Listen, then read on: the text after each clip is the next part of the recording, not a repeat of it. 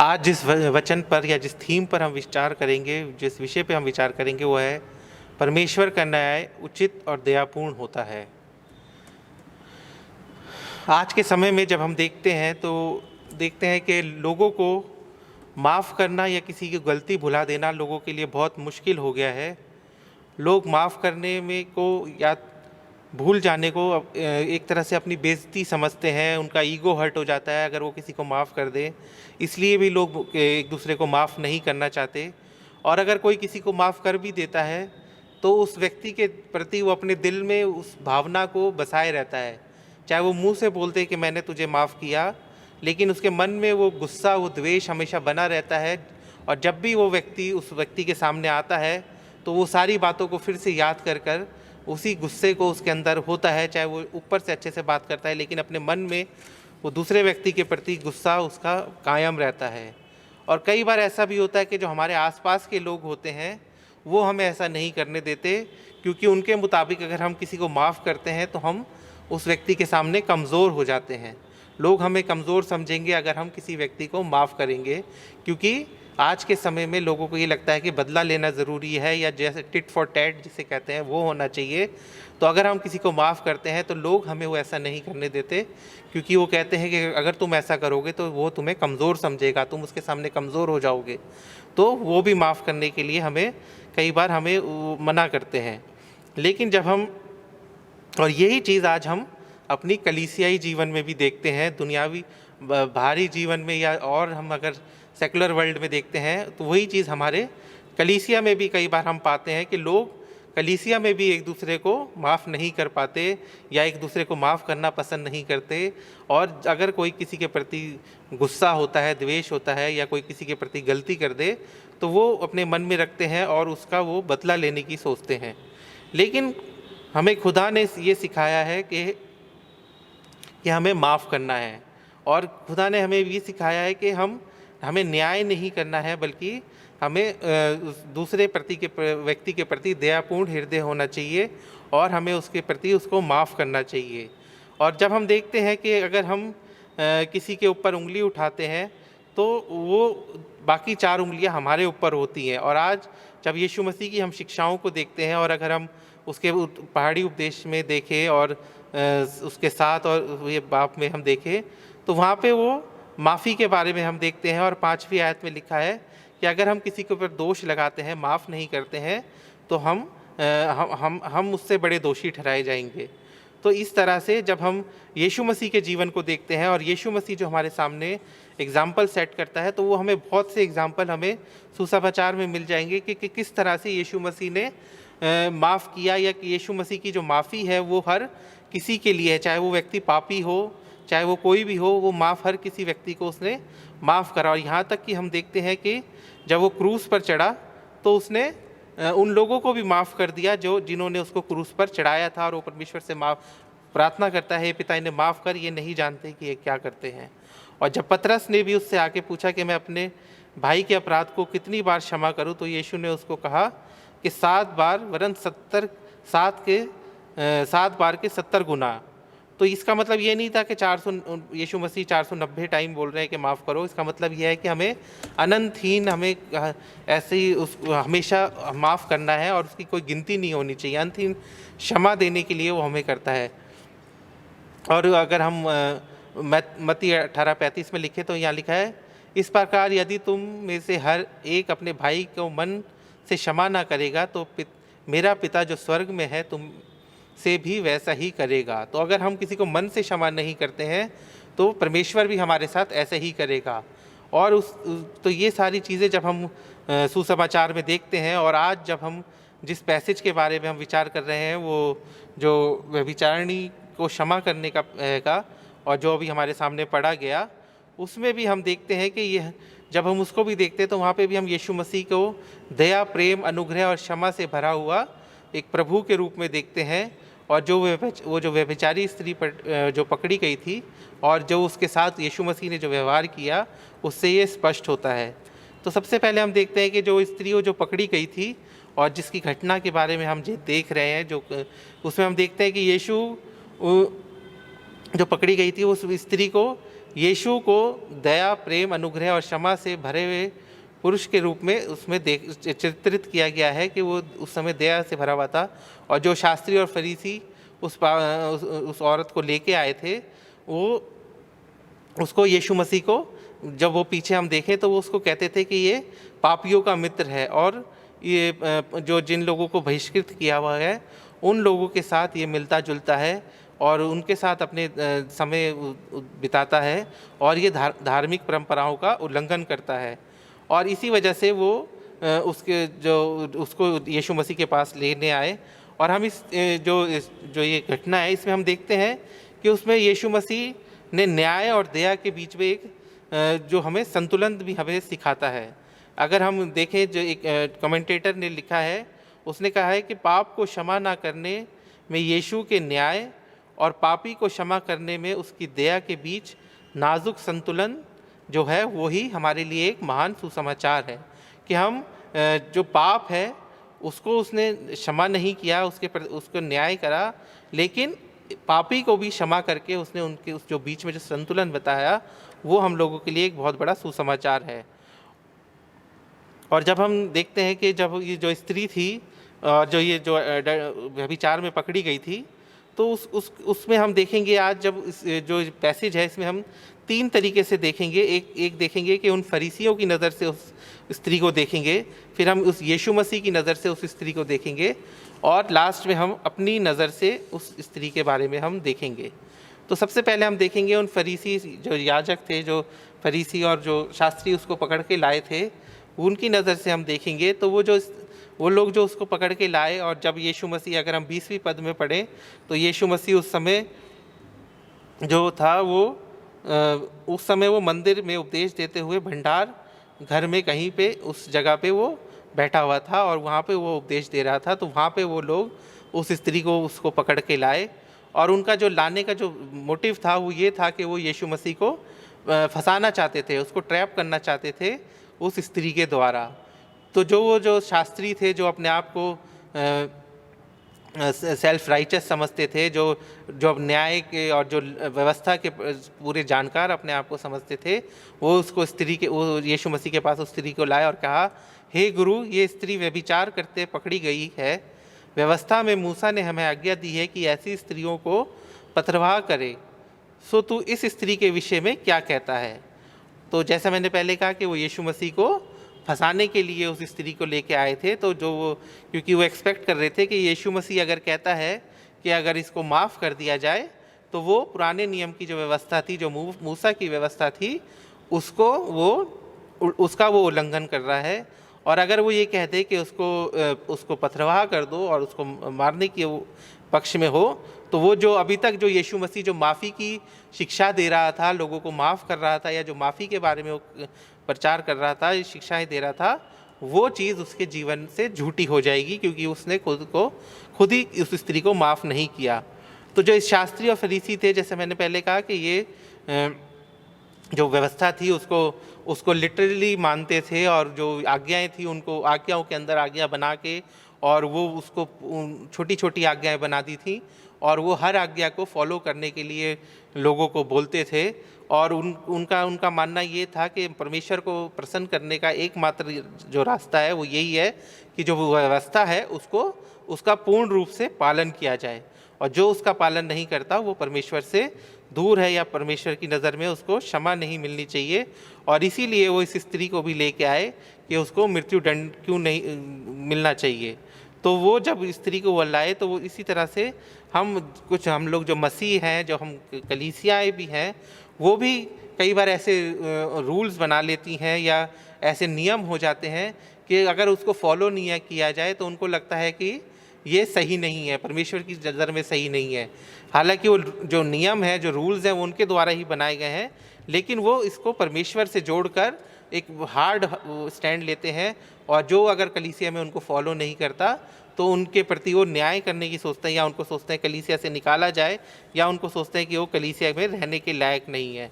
तो कुछ इसी तरह से वो शास्त्री भी जो थे वो इस स्त्री को पकड़ के लाए और उस स्त्री को वो दंड के देना चाहते थे क्योंकि वो विचार में पकड़ी गई थी। तो जो उन शास्त्रियों की नज़र में जो वो स्त्री की पोजीशन थी वो ये थी कि वो तिरस्कार के रूप में उसको देख रहे थे और वो उसके लिए मृत्यु चाहते थे। फिर हम देखते हैं यीशु मसीह की तरफ से नज़र से, जो यीशु मसीह ने उसको जब देखा तो वहाँ हम देखते हैं कि जो फरीसी थे वो तो ये मानते थे कि वो इस पथराव करके उसको मारना वो डिज़र्व करती है, लेकिन यीशु मसीह के लिए वो स्त्री वो थी जिसे एक प्रेमपूर्ण, अनुग्रहकारी, दयालु परमेश्वर से प्रेम, अनुग्रह, दया और क्षमा की आवश्यकता थी। तो यीशु मसीह उसको इस नज़र से देख रहे थे कि उस स्त्री को प्रेमपूर्ण और अनुग्रह की ज़रूरत थी, दया की ज़रूरत थी, ऐसे परमेश्वर की ज़रूरत थी जो उससे प्रेम करे और अनुग्रह करे और उसको क्षमा की आवश्यकता थी। तो जब यीशु मसीह ने उसको देखा और यीशु मसीह की जो खुद एक मिशन था या जो उसकी जो जिस वजह से वो इस धरती पर आया था, तो उसका यही था कि वो मनुष्य का पुत्र, जो हमें लूका 9:19-10 में मिलता है, मनुष्य का पुत्र खोए हुए को ढूंढने और उनका उद्धार करने आया है। वह धर्मियों को नहीं परंतु पापियों को बुलाने आया है। मरकुस 2:17 में हम पढ़ते हैं। तो इस तरह से जो यीशु मसीह का जो आना था या जो यीशु मसीह का मेन मकसद था वो ये था कि वो पापियों का उद्धार करने आया था। वो धर्मियों के लिए नहीं बल्कि पापियों के लिए आया था। और वो स्त्री उस समय उसके सामने एक पापी स्त्री खड़ी थी और वो उसके लिए यही जो शिक्षा थी वो यही उसके लिए वो पूरी कर रहा था। तो जो शास्त्री और फरीसी जो उस पर इल्ज़ाम लगा रहे थे, उस महिला के उस पाप से वो सहमत थे, लेकिन उससे उसको समस्या नहीं थी। लेकिन वो उसके जो गलती थी, जो उस औरत ने जो व्यभिचार किया था, उसको वो अनदेखा नहीं कर रहे थे, लेकिन उन्होंने उसके ऊपर अनुग्रह दिखाया और उसने उसको क्षमा किया और उसको क्षमा की दृष्टि से देखा यीशु मसीह ने। और जो हमारे जितने जो उसके इसलिए उसने उसको उस यीशु मसीह के मन में उसके लिए दया आई, क्योंकि वो पाप से घृणा करता था, पापी से घृणा नहीं करता था। और हम पापियों के कारण ही उसने अपने जान को क्रूस पर चढ़ाया ताकि हमें पापों से क्षमा मिले। तो जब हम यीशु मसीह के बारे में जब हम उसके जन्म में भी हम देखते हैं, जब उसके जन्म की भविष्यवाणी हुई थी और उसमें हम पढ़ते हैं मत्ती 1:21 में वहाँ लिखा हुआ है, पुत्र जनेगी और तू उसका नाम यीशु रखना क्योंकि अपने लोगों को पापों से उद्धार कराएगा। तो जो भविष्यवाणी यीशु मसीह के बारे में हुई थी और जो काम यीशु मसीह इस धरती पर करने आए थे, वो सब यीशु मसीह इसी के लिए आए थे कि वो पापियों को उद्धार कराए, पापियों को बचाने आए थे और ना कि वो पाप को ख़त्म करने के लिए आए थे और पापियों को बचाने के लिए आए थे।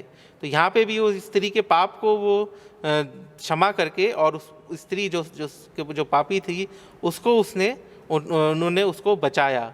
तो जब यीशु मसीह के सामने जब वो पूछने लगे कि क्या इस स्त्री के बारे में तू क्या कहता है, तो यीशु मसीह ने नीचे झुके और वो ज़मीन पर कुछ लिखने लगे।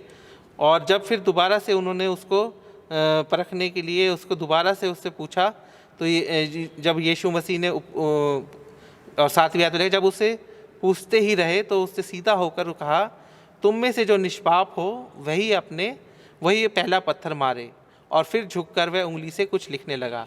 तो वो जो यीशु मसीह कुछ जो उंगली से लिख रहे थे उसके बारे में तो कोई कुछ जानता नहीं है, लोग अपने अपने विचार उसमें बताते हैं। तो लेकिन यीशु मसीह जब दोबारा झुककर लिखने लगे तो जो लोग खड़े थे उनको अपने जब यीशु मसीह ने कहा जो जिसने पाप नहीं किया वो पहला पत्थर मारे, तो सब ने अपने अपने मनों में अपने अपने हृदय को झांका और सब ने देखा कि हम सब पापी हैं। और वो सब एक एक करके उस स्त्री को छोड़कर वहाँ से चले गए। और जब वो सब एक एक कर चले गए तो जब कोई नहीं बचा और वो स्त्री वहाँ पे खड़ी थी, तो यीशु ने सीधे होकर उससे कहा, नारी वे कहाँ गए? क्या किसी ने तुझे दंड की आज्ञा नहीं दी? उसने कहा, हे प्रभु, किसी ने नहीं। यीशु ने कहा, मैं भी तुझे पर दंड की आज्ञा नहीं देता, जा फिर पाप ना करना। तो यही चीज़ यीशु मसीह हमें हमारे लिए भी यही शिक्षा है कि हम अगर पापों से अपने पश्चाताप करते हैं और पापों को अंगीकार करते हैं तो हमें भी दंड की आज्ञा नहीं होगी। और जो परमेश्वर है हमारा, जिसके बाद जो न्याय करने वाला परमेश्वर है, लेकिन वो उचित और दया से भरा हुआ भी परमेश्वर है, और वो जब हम उससे पश्चाताप करते हैं तो वो हमारे पापों को क्षमा करता है और हमें दंड की आज्ञा हम पर नहीं करता है। फिर हम उस स्त्री को अगर अपनी आंखों से देखें कि अगर हम देखें कि जिस तरह से वो जो फरीसी और जो शास्त्री थे और यीशु मसीह ने उस स्त्री को के सामने लेकर आए पकड़कर, और वो उसको मारना चाहते थे, पथरवाह करना चाहते थे, और दूसरी तरफ हम देखते हैं कि यीशु मसीह ने उसको माफ़ किया। तो अगर हमारे सामने कोई अगर ऐसा हो जाए कि हमारे सामने कोई हम किसी पापी को देखते हैं और हमें लगता है कि हाँ सचमुच में इसके जीवन में पाप है, या इसका जीवन है वो सही तरीके का नहीं है, सही दिशा का नहीं है, तो हम उसको कैसे देखते हैं? क्या हम उससे घृणा करते हैं? क्या हम ये सोचते हैं कि इसको दंड मिले, इसको जल्द से जल्द परमेश्वर सज़ा दे, या हम उसके लिए दुआ करते हैं कि नहीं परमेश्वर इसका मार्गदर्शन कर, इसके मन में पश्चाताप डाल, पाप के प्रति इसके अंदर ज्ञान डाल के ये अपने पापों को समझे, ये जाने कि इसका जीवन पापी है, और वो उससे अपने पापों का अंगीकार करे, उससे पश्चाताप करे और परमेश्वर की ओर फिर सके। तो हम किस तरह से, अगर हमारे सामने कोई पापी होता है या हमें लगता है कि हम ये व्यक्ति का जीवन जो है वो परमेश्वर के अनुसार नहीं है, तो हम उसको किस तरह से देखते हैं, या किस तरह से हम उसके ऊपर अपना रिएक्शन देते हैं। क्योंकि पवित्र शास्त्र में हमें ये याद दिलाता है कि हमारा जो जीवन होना चाहिए, या जो परमेश्वर हमारा जीवन चाहता है, वो हमारा मसीह के अनुसरण करना चाहिए। कि जिस तरह से मसीह का जीवन था वैसी हमारा जीवन होना चाहिए। जो मसीह के आदर्श थे वही हमारे आदर्श होने चाहिए। जो अनुग्रह, प्रेम, दया और क्षमा से भरा हुआ जैसा मसीह था वैसी हमें भी होना चाहिए।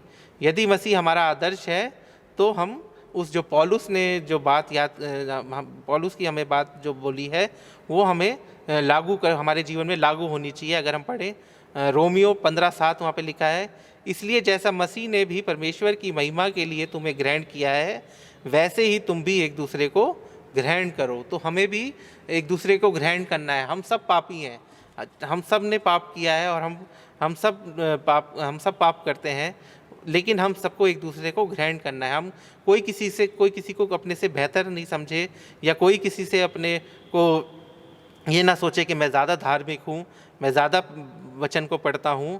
क्योंकि परमेश्वर चाहता है कि कलीसिया के लोग जो हों वह अधिक अनुग्रहकारी, स्वीकार करने वाले और क्षमाशील हो।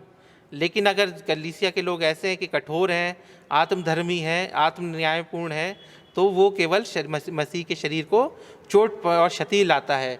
क्योंकि हम सब जानते हैं कि जो कलीसिया है वो मसीह का बदन है। तो अगर हमारी जो कलीसिया है उसमें अगर ये सारी चीज़ें होंगी, लोगों में सेल्फ राइचियसनेस होगी, अपने आप न्यायपूर्ण होंगे और कठोर होंगे, अधर्मी होंगे, तो वो मसीह की कलीसिया को नुकसान ही पहुंचाएगा, मसीह के देह को नुकसान पहुंचाएगी। लेकिन अगर लोग अनुग्रहकारी हैं, स्वीकार करने वाले हैं, क्षमाशील हैं, तो वो मसीह की देह को और उन्नति पे लेके जाएगा, कलीसिया और बढ़ेगी, कलीसिया में जागृति आएगी, कलीसिया दूसरी कलीसियाओं के लिए एग्जाम्पल बनेगी। तो परमेश्वर चाहता है कि कलीसिया ऐसी हो। और फिर जब हम देखते हैं कि कई बार हमारी प्रार्थना वो प्रार्थना नहीं होनी चाहिए जो हम लूका 18 में देखते हैं, लूका 18, 11 और 12 में देखते हैं कि वो जो फरीसी था वो खड़ा होकर मन में प्रार्थना करने लगा कि हे परमेश्वर, मैं तेरा धन्यवाद करता हूँ कि मैं और मनुष्यों की नाई अंधेरा करने वाला, अन्यायी और व्यभिचारी नहीं, और ना ही इस चुंगी लेने वाले के समान हूँ। मैं सप्ताह में 2 बार उपवास करता हूँ, मैं अपनी सब कमाई का 10वांश भी देता हूँ। तो हमारी प्रार्थना ये नहीं होनी चाहिए। हमारी प्रार्थना वो होनी चाहिए जो वो चुंगी लेने वाला करता है कि परमेश्वर मुझ पापी पर दया कर। क्योंकि हम सब ने पाप किया और हम सब परमेश्वर की महिमा से रहित हैं, जो हम रोमियो 23 में पढ़ते हैं। तो हम सबको ये बात याद रखनी है कि हम सब पापी हैं, हम कोई किसी से बेहतर नहीं है, सब परमेश्वर की नज़र में सब बराबर हैं। जो अगर थोड़ा भी पाप करता है, क्योंकि परमेश्वर को पाप बिल्कुल पसंद नहीं है, यहाँ तक पसंद नहीं है कि उसने अपने इकलौते पुत्र को भी क्रूस पर छोड़ दिया था, क्योंकि उस समय वो हमारे पापों को उठाया हुआ था। तो अगर हमारे अंदर थोड़ा भी पाप होगा तो वो परमेश्वर को ग्रहण योग्य नहीं है। तो हम सब पापी हैं, हम सब बराबर हैं। तो इसीलिए हम सबको एक साथ होकर चलना है, हमें एक दूसरे को संभालना है, हमें एक दूसरे को की सहायता करनी है कि किस तरह से हम अपने आप को परमेश्वर के लायक बना सकें, हम किस प्रकार से परमेश्वर के अनुग्रह को प्राप्त कर सकें। हम सब पापी हैं, पापियों का एक झुंड है, और हम सब एक ही अनुग्रह के उस फुहारे से पीना चाहते हैं जो क्रूस पर से बहता है। और अगर हम उस फुहारे में से पीते हैं, उस झरने में से पीते हैं, तो हम अपने आप को पवित्र कर सकते हैं। और उस पवित्र करने के लिए हमें पश्चाताप करना होगा और ये विश्वास करना होगा कि प्रभु ही हमें उस पाप से, उस पापीपूर्ण जीवन से छुटकारा दिला सकता है। और जब हम ऐसा करेंगे तो जो परमेश्वर, जो हमारा न्याय और न्याय करने वाला परमेश्वर है, लेकिन वो न्याय भी उचित और दयापूर्ण होकर करता है, उचित तरीके से करता है, और उसकी जो क्षमा है वो अंतहीन है। उसकी क्षमा के लिए कोई बंधन नहीं है, वो हमेशा क्षमा करने के लिए तैयार है, हमें माफ़ करने के लिए तैयार है, वो हम पे दया करने के लिए तैयार है। तो जब वो न्याय के लिए तैयार होता है परमेश्वर, तो वो सबसे पहले हमें देखता है कि हम पे दया करता है। और अगर हम सचमुच उस दया के हकदार हैं और अपने पापों से पश्चाताप करते हैं और उससे क्षमा पाते हैं, तो वो हमें हमारा उचित न्याय करता है। आइए हम प्रार्थना करें। हे सर्वशक्तिमान दयालु परमेश्वर, धन्यवाद करता हूँ आज के वचन के लिए, धन्यवाद करता हूँ परमेश्वर कि आपके उस अपार प्रेम के लिए जिसके द्वारा परमेश्वर हम आपका अनुग्रह पा सकते हैं, आपका उद्धार पा सकते हैं परमेश्वर। तो हम सबको उसके लिए तैयार कीजिए, हम सबको मन दीजिए परमेश्वर कि हम सब ना केवल अपने पापों का अंगीकार करें, बल्कि परमेश्वर जो हमारे साथी हैं, हमारे लोग हैं जो हमारी कलीसिया में हैं परमेश्वर, जिनके हम संपर्क में आते हैं परमेश्वर, उनको भी उस क्षमा के लिए तैयार कर सके परमेश्वर। हम सब मिलकर हम आपके राज्य के लिए कार्य करने वाले बने परमेश्वर, और आपकी राज्य के विस्तार करने में अपना अपना योगदान दे सके परमेश्वर। तो हम सबको इस्तेमाल कीजिए, हम सब पे को हमारे मार्गदर्शन कीजिए, हमारे पापों को क्षमा कीजिए परमेश्वर, ताकि हम सच्चाई और ईमानदारी के साथ परमेश्वर आपके कामों को करें। हम ये प्रार्थना आपके प्यारे बेटे खुदा यीशु मसीह के नाम से मांगते हैं, आमीन।